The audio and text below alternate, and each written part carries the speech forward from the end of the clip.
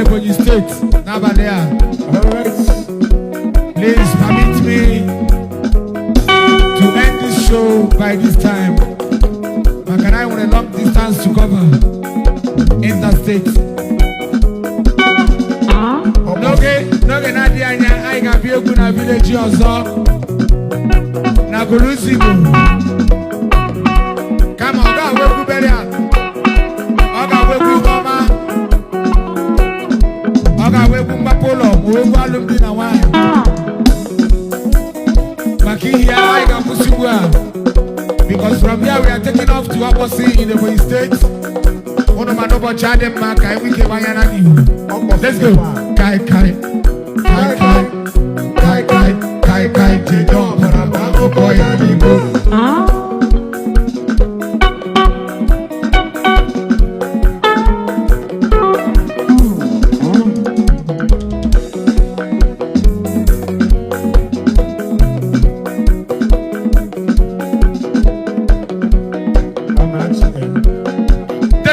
Is all right too.